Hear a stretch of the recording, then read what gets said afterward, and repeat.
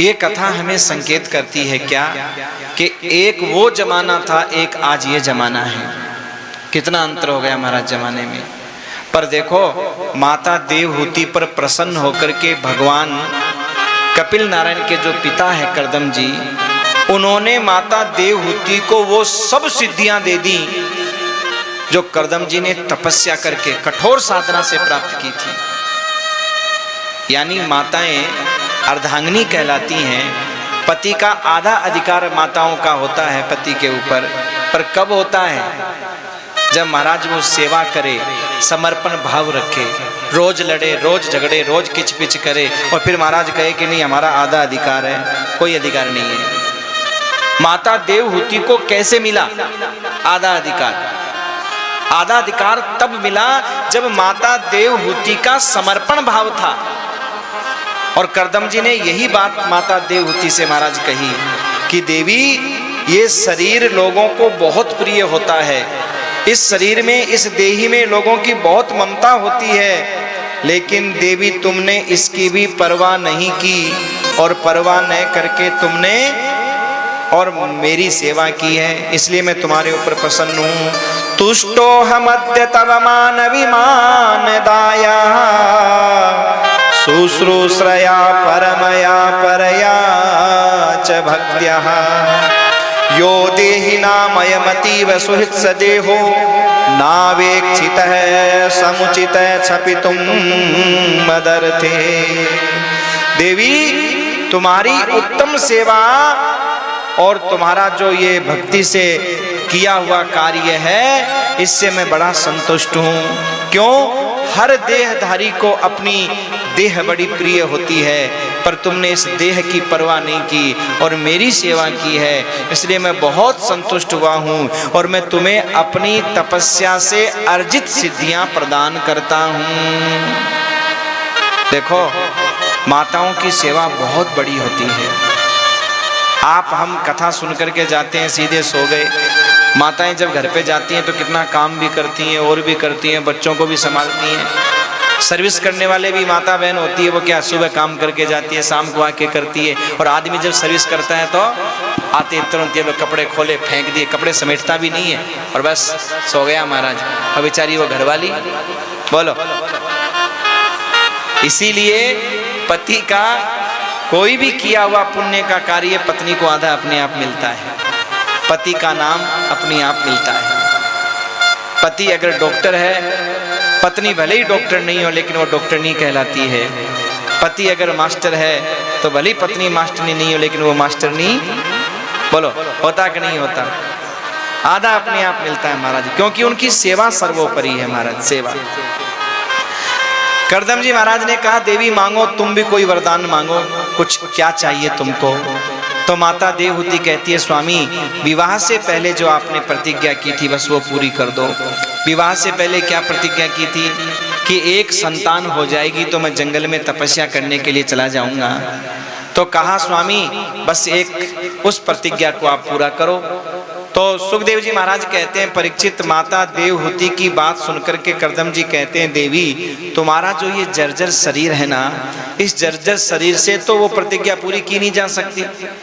तो फिर तो जो बिंदु नाम का सरोवर था, ये सरोवर कैसे बना?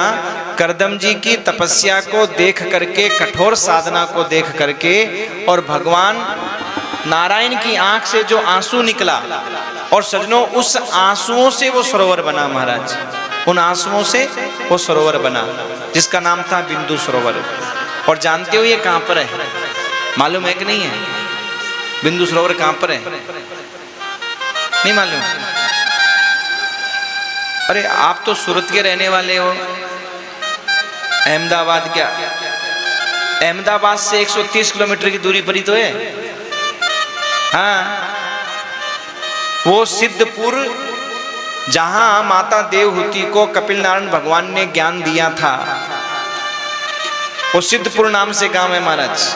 हाँ, और बहुत सुंदर सजनों, पाटन जिले में स्थित है।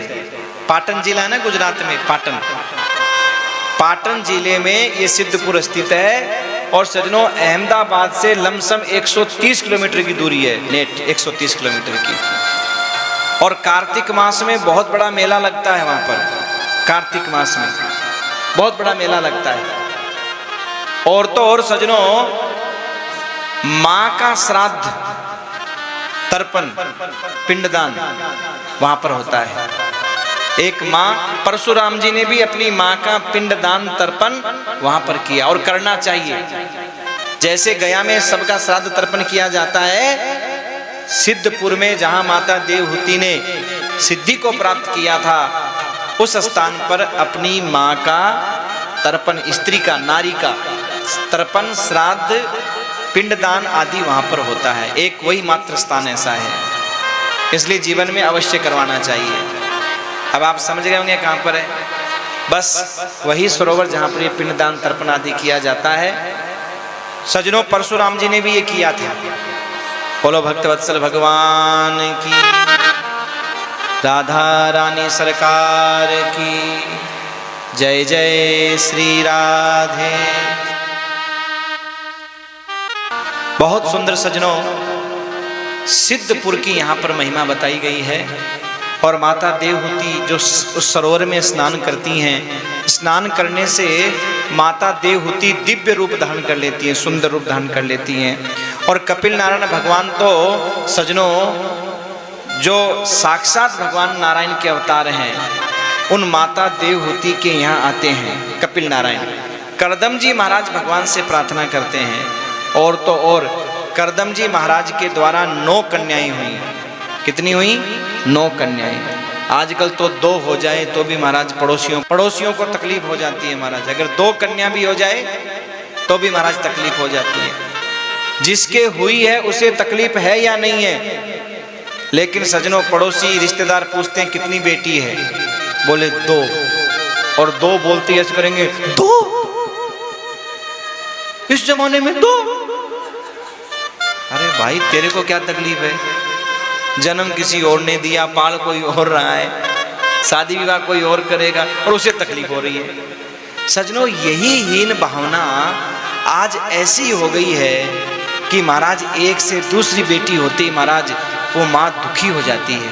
इसलिए नहीं कि बेटी हो गई, कि लोग क्या कहेंगे। और यही कारण है कि बेटियों की इतनी कमियां हो रही हैं। पर इतना ध्यान रखना, बेटी अपना भाग लेकर के आती है, बेटी अपनी किस्मत लेकर के आती है। बेटी अपनी किस्मत लेकर के आती है, बेटी अपना भाग लेकर के आती है। और मेरे भाई, क्या पता बेटियों के भाग का हम खा रहे हैं। कितनी बार ऐसा होता है कि बेटी जब तक हमारे यहाँ थी खूब मारा चकाचक, और बेटी गई बस फकाफक हो गया, कुछ नहीं, सब चला गया साथ में। ये बेटियों की किस्मत भी होती है। आपने राजा मोरध्वज की कथा सुनी है। मोरध्वज की जो सबसे छोटी, राजा मोरध्वज की जो पत्नी थी, अपने पिता के सबसे छोटी संतान थी। पिता ने पूछा, बेटियों बताओ तुम किसके भाग का खाती हो? तो बड़ी बेटियों ने तो कहा, पिताजी हम आपके भाग का खाती हैं। पर महाराज छोटी वाली बेटी ने कहा, नहीं पिताजी, हम तो अपने आप का भाग का खाती हैं। अपना अपना भाग्य पिताजी सबके साथ में रहा करे। पिताजी, अपना अपना भाग्य सबके साथ में रहता है, और ये सत्य है। अभागा वो नहीं है जिसके यहाँ बेटियां हैं, अभागा वो है जिसके यहाँ बेटियां नहीं हैं। और कलयुग में तो विशेष रूप से महाराज, विशेष रूप से करदम जी की 9 कन्याएं हुई, जिनका विवाह है ब्रह्मा जी के 9 पुत्रों के साथ में करवा दिया गया। और साक्षात भगवान नारायण कपिल के रूप में अवतार लेकर के आते हैं। बोलो कपिल नारायण भगवान की। और महाराज अवतार लेकर के आते हैं, और कपिल नारायण भगवान अवतार लेकर के आते हैं। बोलो नारायण भगवान की जय। बहुत सुंदर सजनों। इसके बाद में माता देवहूति कपिल नारायण भगवान के भरोसे छोड़ करके और करदम जी तपस्या करने के लिए चले जाते हैं।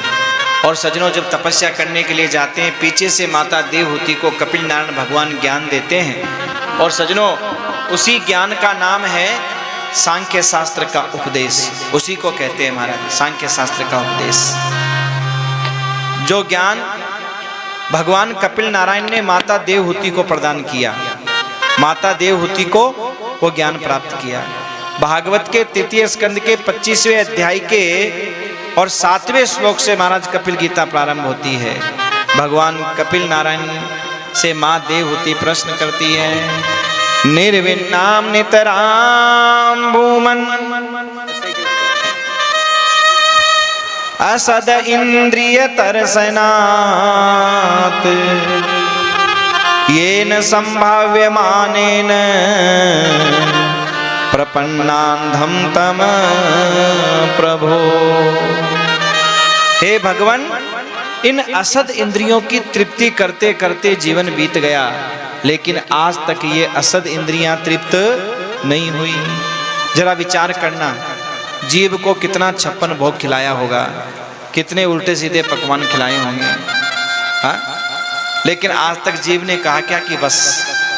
बोलो, पता है कि जितने भी बर्गर त्रगर मरगर बनते हैं सब नुकसान करते हैं, पर मन मानता है क्या? बोलो, बीमार पड़े हैं, आंतें खराब हो गई, दांत टूट गए, शरीर फूला पड़ा है महाराज, चला नहीं जाता, लेकिन बर्गर तरगर मरगर देखा, पिज्जा डीजा मीजा, ओहो मन करता कि नहीं करता?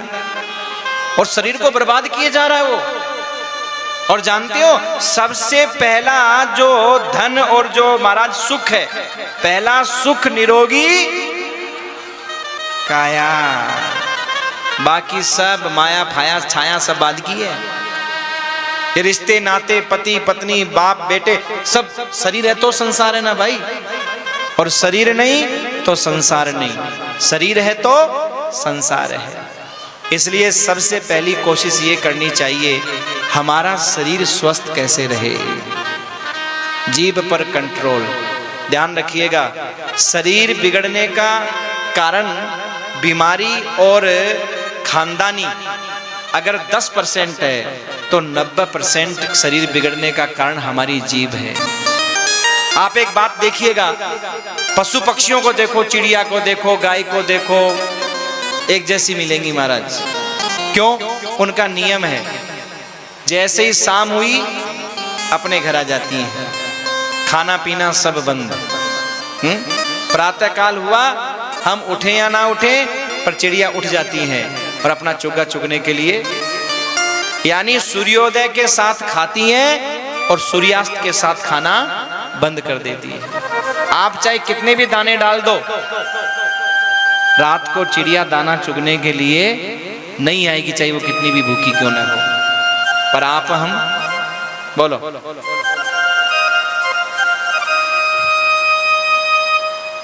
कभी ये कभी वो कभी ये। अब यही तो बात चल रही थी कि भाई 2 बजे अगर कथा शुरू करनी हो तो 12 बजे भोजन। अब भोजन 12 बजे हो कैसे? 9 बजे नाश्ता किया, भूख ही नहीं लगेगी। सुबह सुबह नाश्ता करके बैठे, हाँ कैसे होगा? और नाश्ता भी हल्का थोड़ी होता है, एकदम हैवी महाराज, कई आइटम होने चाहिए नाश्ते में भी। चलो हल्का फुल्का हो तो भी चलो 12 बजे इंसान भोजन कर ले, लेकिन आदत खराब है। घर में भी आदत ऐसी होती है आदमी की, 9-10 बजे नाश्ता करेगा, 2 बजे भोजन करेगा, फिर रात को 9-10 बजे भोजन करेगा और खाते ही सो जाएगा सो महाराज बीमारियों के अंदर डूब जाएगा। इसलिए सजनों, सबसे पहला एक बात ध्यान रखना, सुख निरोगी काया है। और शरीर को हम जब थोड़ा आराम देते हैं खाने से, तो शरीर अपने आप को ठीक करता है। और जब तुम आराम ही नहीं दे रहे हो शरीर को, क्या ठीक करेगा शरीर? बोलो। इसलिए भैया ये कथा हमें संकेत करती है, पहला सुख निरोगी काया, और उसके ऊपर हमें ध्यान देना चाहिए। आज हमारी इंद्रियां, हमारी जीभ हमारे बस में नहीं है, हमारी आंखें हमारे बस में नहीं हैं, हमारे कान हमारे बस में नहीं है। कितने लोग ऐसे हैं जो जानते हैं कि ये ठीक नहीं है, लेकिन हम इंद्रियों के गुलाम हैं, क्या करें? जानते तो हैं। प्रहलाद जी ने क्या कहा? प्रहलाद जी कहते हैं, हे प्रभु, मैं तो ऐसे परेशान हो रहा हूं, जैसे किसी व्यक्ति के 11 पत्नियां हों और 11 पत्नियों में एक हाथ खींचे, एक पैर खींचे, क्या हालत होगा? एक कान, एक नाक, एक बाल खींच रही है पकड़ पकड़ करके, क्या हालत होगी उस आदमी की? बोले मेरी ऐसी हालत है। ये 11 पत्नियां कौन है? 11 इंद्रियां महाराज, जो इंसान को इधर खींच रही है, उधर खींच रही है, और हर आदमी महाराज परेशान है इन इंद्रियों से। तो भैया भगवान की जब हम शरणागति लेते हैं, भगवान के प्रति हम जब भाव रखते हैं, श्रद्धा रखते हैं, तो इन इंद्रियों के ऊपर हमारा संयम होता है, और जब संयम होता है तो शरीर हमारा स्वस्थ होता है, और शरीर स्वस्थ होता है तो मन स्वस्थ होता है। आप साधारण भोजन करिए, आपका मन भी बड़ा स्वस्थ रहेगा, और आप उल्टा सीधा हैवी खा लीजिए, आपका मन भी आलसी हो जाएगा। हाँ, बहुत सुंदर बस यही बातें बताई कि अगर आंखों की तृप्ति चाहिए तो भगवान के दर्शन करो, कानों की तृप्ति चाहिए तो भगवान की कथा सुनो, और जीभ की तृप्ति चाहिए तो भगवान का गुणानुवाद गाओ, हाथों की तृप्ति चाहिए तो भगवान की सेवा करो। संसार के इन विषय सुख भोगों से आपको एक पल के लिए लग सकता है कि हम तृप्त हो रहे हैं, पर सजनों इन इंद्रियों के द्वारा जितना ज्यादा भोग भोगा जाता है, उतना ही ज्यादा ये इंद्रियां और लालायित होती हैं, और लालायित होती हैं। बंधन का कारण क्या है, मोक्ष का कारण क्या है? तो भागवत के 3 स्कंद के 25वें अध्याय के 15वें श्लोक में कहा, माँ ये मन ही बंधन का कारण है और मन ही मोक्ष का कारण है। मनुस्मृति में भी कहा है, मन एवं मनुष्यानाम कारणम बंध मोक्षयो, और यहाँ क्या कहा है? चेतः खलवश्य बंधाय मुक्तये चात्मनो मतम।